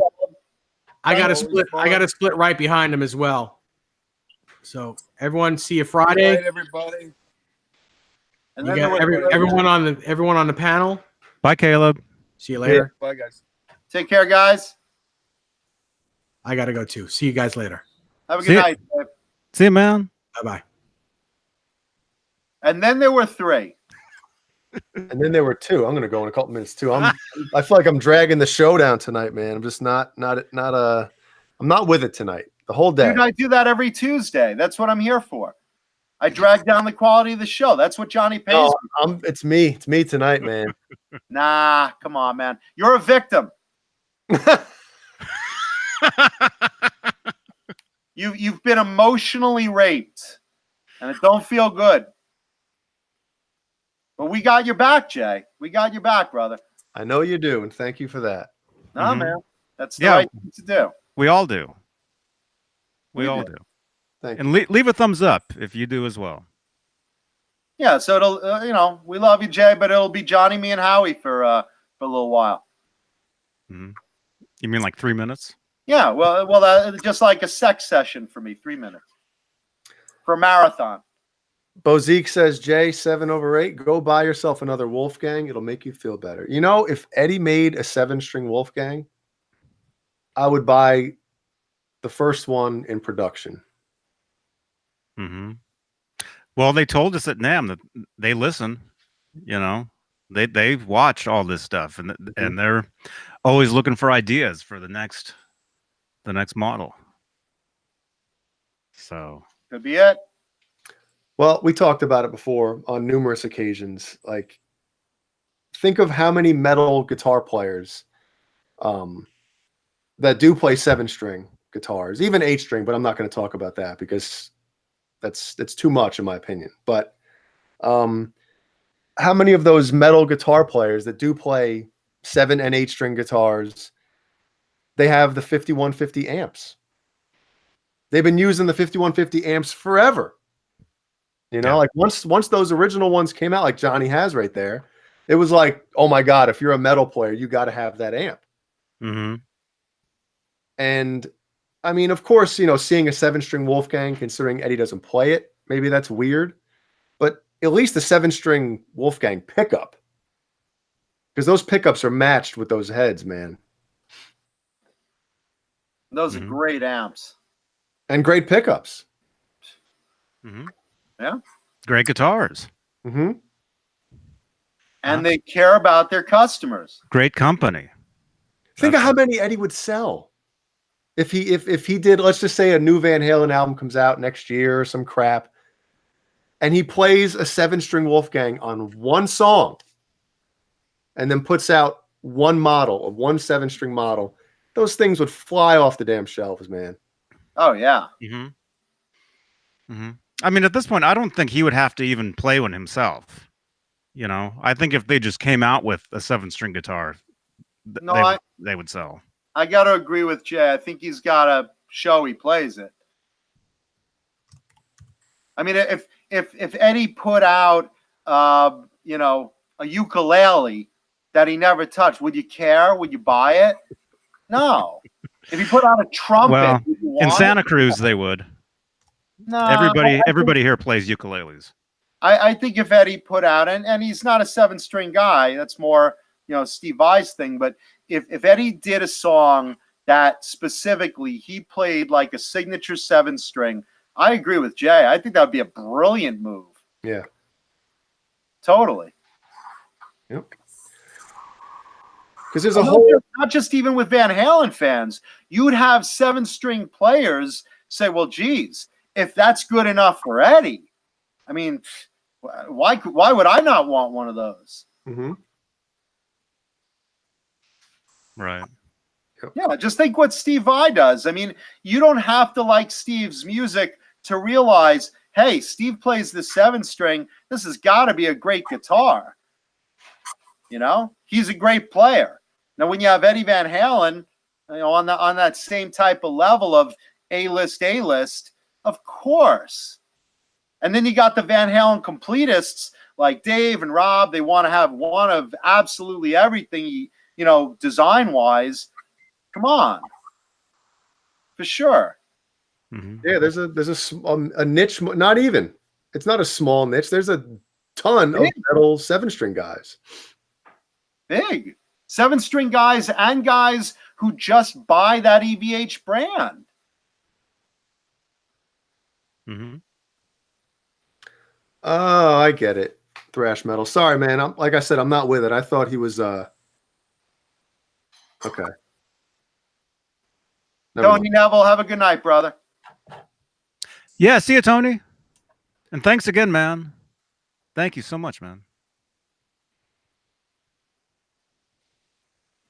Yeah, so how was Father's Day for you, Jay? That was a lot of fun, man. What'd you do? We just had my parents come over, Jeannie's parents come over, and just hung out, played Bago in the backyard, and drank too much. Had a lot of fun. Yeah, so I called up my parents. I sent my dad some money. I said, Dad, do me a favor. You know, I can't come out to New York right now, but you know, you and Mom go out, have a really great dinner, and you know, it's on me. I send you some money. Okay. So I call him up on Father's Day. You know, Simone and I call him, and hey, Dad, how's it going? Terrible. What's the matter? I'm going to dinner. Well, all right, you and Mom have a good time. That's why I sent you money. No, I'm going to dinner. Your mother's being a bitch. What? I said, what's the matter now? Well, she doesn't want to cooperate. I want to drive, and she won't go if I drive. Okay, put her on the phone. Mom, what's the matter? You know, your father's a terrible driver, and he picks this place like 300 miles away for dinner, for barbecue. I don't want barbecue. Sauce slopping all over me. Plus, I have a rash right now. I don't even want to go into public with a rash. All right, Mom, I sent you money for dinner, so you're going to go, right? Not if your father's driving. I don't want to have dinner with you anyway. Well, you better bring me a plate. Fine, I'll bring you a plate. I didn't send you money, Dad, to bring Mom a plate. Go out to dinner together. Take an Uber. I'll pay for it. I'm not going in an Uber. Why? Because I don't want to. Why? Because I want to drive. Why? Because it's Father's Day. Why? Because I want to take my car. Why? I mean, this went on. I'm on the phone for 20 minutes. And on one end, you got my mother, you know, yeah, I don't want to go with your father anyway. I don't even like him. And yeah, I don't want to go with your mother because, you know, she's being a pain and ruining my Father's Day. So I just finally said, look, just take the money. If you take an Uber, go anyway. Go anywhere. I don't care what you have. Go swim in the ocean and suck plankton and krill if it makes you happier for Father's Day. Whatever you want to do. Just do something together. And they said, all right. Hung up. I called back today. I said, So, Mom, what did you guys settle on for Father's Day? Well, we went to your father's barbecue place and I let him drive. Great, so it all worked out. No, they ran out of food when we got there. This is what happens when you go to like an authentic barbecue place. They smoke so much meat, you know, and then when they run out, they run out. So they wound up scouring for another restaurant like for 2 hours later, trying to find a place that had food. Mm-hmm. McDonald's. Yeah. Now, another fine Father's Day with my my model parents. God. Welcome to my nightmare. Ooh, Joe Hervey said smoke his meat. Yeah. Ooh. Hit that Johnny Beane button. Wow. Johnny Bean Bun. Yeah. The Johnny Bean Bun. Yeah. Yeah, man. Yeah. John BL. Yeah, we got to do that, man. Dude, if you do that, I will so buy the first one. It can be done. I know it can. Jimmy Bitter says, I'm sure I saw that in a sitcom somewhere. Dude, my life is a sitcom. Trust me. Yeah. All right, my wife is texting me saying I'm a drag. On the show right she's now. texting you to dress in drag. No. It's Tuesday. It's that, you know, it's Wild Night Tuesdays. Date night. Well, I'm gonna let you two finish up tonight because I feel like I'm ruining everything. Well, look, we're gonna spunk all over each other. We'll finish up. Oh my gosh. Well, it is that time. It's that time for me. All right, No. you guys finish up. I will, Johnny. I'm sure I'll talk to you later. Yes. Yeah. I'll DM you on Messenger. On what the hell was that old thing called? Facebook. No. ICQ. Yes, that's it. ICQ. You remember that? ICQ? What was ICQ? It was a messenger. It was like one of the first messenger services where you could message or the big thing was you could call each other. Wow. How Which- Stone Age. Yeah. Oh, well, this was like 19, what? 19. Just saying 19 shows it. Back in my day, we used that funky telephone thing. We used to actually talk to each other live. Imagine that. Pepperidge Farm remembers. Uh-huh. Wow. 1998, 99. Wait, yeah. Yeah. I love seeing people sitting at the dinner table and everyone's got their phone out and they're texting to each other like across the table.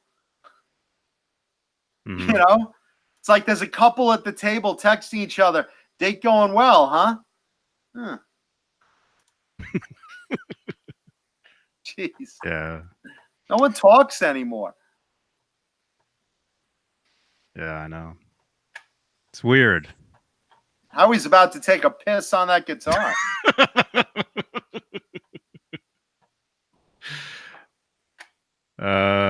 Cool. All right. So we good? I think we're good for the night. Awesome. All right, Jay. Stay cool, man. Jay, it'll all work out, brother. Yeah. Right. Yeah, and you guys on Instagram, Facebook, Twitter, go ahead and, tag us on any public posts you want to do,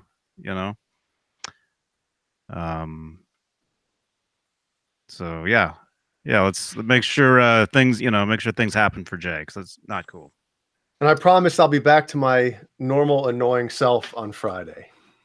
Okay. Yeah. Good. Promise. Yeah. Yeah. All right, everyone. It's been a violent show. We've had Nesdall ready to kill people, and OJ still killing people, and Kiesel having such problems, threatening, and it's madness. It's madness. The negativity. It's like Nazi Germany. I can't take it. No, look. Thank you guys for watching tonight. Hope you had a lot of fun, and next week I will be here again. I guess everyone else will do it through the week to make up for the shit that I brought down in quality. And subscribe, thumbs up, comment, and think of other cool shit you'd like to hear us talk about. Mm-hmm. Oh. Mom, is that you?